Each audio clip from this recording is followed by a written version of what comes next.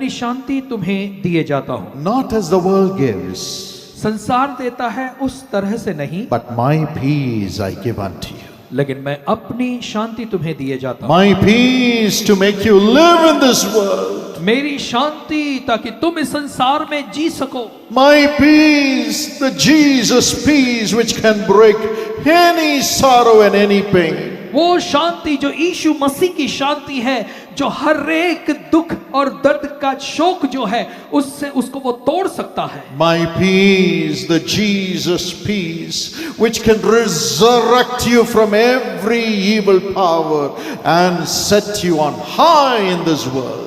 मेरी शांति यानी यीशु मसीह की वो शांति जो आपके जीवन के हर एक बुरी सामर्थ, बुरी ताकतों को तोड़कर इस जीवन में आपको ऊंचा उठा सकती है। My peace, मेरी शांति, my peace. मेरी शांति। I give you my peace, says the Lord. प्रभु कहता है मैं तुम्हें अपनी शांति दिए जाता हूँ। Today he is going to make his peace flood your heart like a river. और आज वो परमेश्वर अपनी शांति एक बाढ़ के समान आपके हृदयों में भर देगा, एक बहती नदी के जैसे भर देगा। According to Isaiah 66:13, यशायाह 66:13 के हिसाब से God says, I will comfort you like a mother, परमेश्वर कहता है एक माँ के समान मैं तुम्हें दिलासा दूंगा and I will make peace run like a river in your life. और मैं ऐसा करूंगा कि वो शांति एक नदी के समान बहते हुए तुम्हारे जीवन में आएगी। There is hope for you, my brother. मेरे भाई आपके लिए एक आशा है, There is hope for you, my sister. मेरी बहन आपके लिए एक आशा है। Jesus is coming to you. यीशु आपके पास आ रहा है। And secondly, और दूसरी बात,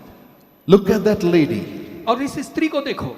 When Jesus looked at her, और जब यीशु मसीह ने उसे देखा, he said, उसने कहा, you can only give me water which will bring thirst again. और यीशु ने कहा कि देख तू मुझे वो पानी पिला सकती है जिसे पीने के बाद फिर से प्यास लगे। But I, Jesus, can give you water which will never make you thirst again, dear lady. और यीशु मसीह ने कहा है स्त्री मैं तुझे वो जल दूंगा जिसके बाद तू कभी प्यासी नहीं होगी। She said, all right, give me that water so that I don't need to come to the well to get the water every day. उसने कहा अरे वाह ये तो बहुत अच्छी बात है, तू मुझे वो पानी पिला ताकि इतनी दूर मुझे इस कुएं पर पानी भरने को वापस आना न पड़े। But Jesus said, लेकिन यीशु मसीह ने go कहा and bring your husband. तू जा और अपने पति को यहाँ बुला ला। She said, I don't have a husband. स्त्री ने कहा कि मैं बिना पति की हूँ। Jesus looked into her life यीशु मसीह ने उसकी जिंदगी में देखा and saw her thirst in her life और उसके जीवन की प्यास को देखा and said, और कहा woman, स्त्री you had 5 husbands. तू 5 पति कर चुकी You है, lived with not just one man. तू केवल एक पुरुष के साथ नहीं रही, You lived with 5 people. तू 5 पुरुषों के साथ रह चुकी है। Maybe none of them treated her well. और हो सकता है उनमें से किसी ने भी इस स्त्री से अच्छा व्यवहार नहीं Maybe किया होगा। everybody bet her and drove her out. हो सकता है हर एक उसके पतियों ने उसे मारकर उसे निकाल दिया होगा। Or maybe everyone was living in sin. या हो सकता है हर एक पुरुष जो है वो उसके साथ पाप में जी रहा हो। And Jesus said, और यीशु ने कहा you are living with a man now after the 5 husbands. और 5 पति करने के बाद जिस पुरुष के साथ अभी तू रह रही है, That man is not married to you. You have not married him.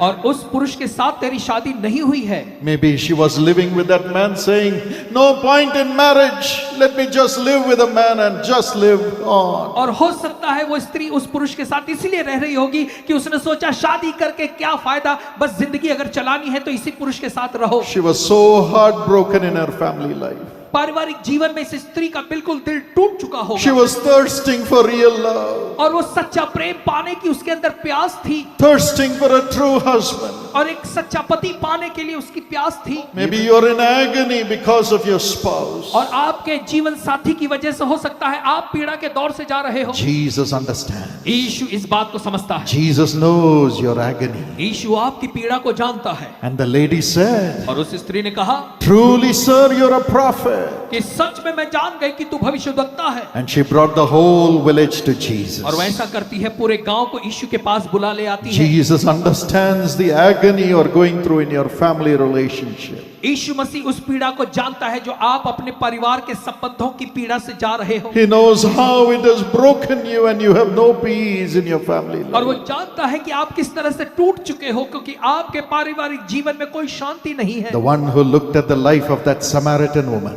वो परमेश्वर जिसने उस सामरी स्त्री के जीवन को देखा, looks at your life also. वो आज आपके भी जीवन को देखता है He will set it right. और आपके जीवन को वो सही। Thirdly, और तीसरी बात, Jesus went through the accusations in the family. और परिवार में दोष लगाने के दौर से होकर यीशु मसीह भी गए। In Luke chapter 10, verse 38 to 42, और लूका 10:38 से लेकर 42 तक, Martha, Mary, and Lazarus were living together as sisters and a brother. और मार्था, मरियम और लाजर ये भाई बहन एक साथ रहा करते थे। Martha invited Jesus to her house. और मार्था ने जो है यीशु मसीह को अपने घर में बुलाया। But when Jesus came into the house with his disciples, लेकिन जब यीशु मसीह अपने शिष्यों के साथ उनके घर पर आए, she became very busy making arrangements. और वो जो है सारी सब तैयारी करने में बहुत ही व्यस्त हो गई। And the Bible says और तब बाइबल कहती है, she was distracted.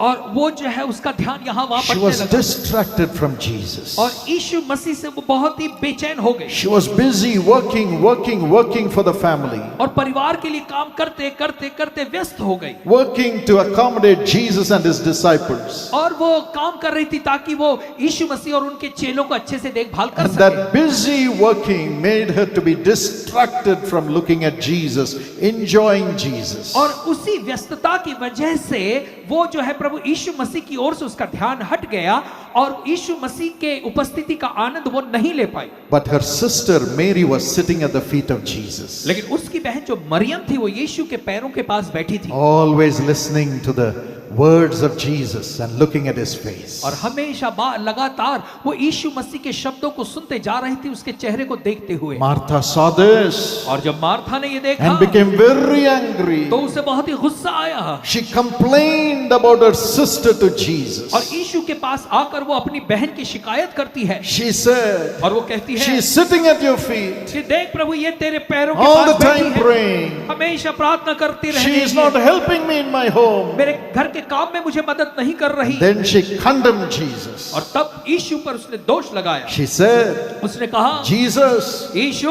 you also don't care. और तुझे भी कुछ चिंता नहीं, I am working so hard for my family. मेरे परिवार के लिए मैं कितने मेहनत से काम कर रही हूँ, I am working so hard for you. तेरे लिए मैं कितनी सेवा के लिए कठिन काम कर I रही am हूँ, working so hard for your servants. और तेरे चेलों के लिए, तेरे सेवकों के लिए मैं कितनी मेहनत कर But रही you हूँ, don't care. लेकिन तुझे इसकी चिंता नहीं, You don't care. तू इसकी परवाह नहीं करता। My sister, मेरी बहन, you don't care that my sister is not helping me. तुझे चिंता नहीं है कि देख मेरी बहन मेरी मदद नहीं कर रही। She was accusing her sister और वो अपनी ही बहन पर दोष लगा रही and थी accusing Jesus. और यीशु पर दोष लगा रही थी। That's what happens in our lives, isn't it? और ऐसा ही तो हमारे जीवन में भी होता है, सच है ना? We think we have to do everything in our family for the benefit of the family. हम ये सोचते हैं कि हमारे परिवार के फायदे के लिए हमें ही सब कुछ करना चाहिए, But we rarely pray to Jesus. और बहुत ही कम हम यीशु मसीह से प्रार्थना करते हैं इस विषय And में। we think we have to minister to others. We have to serve the poor all the time.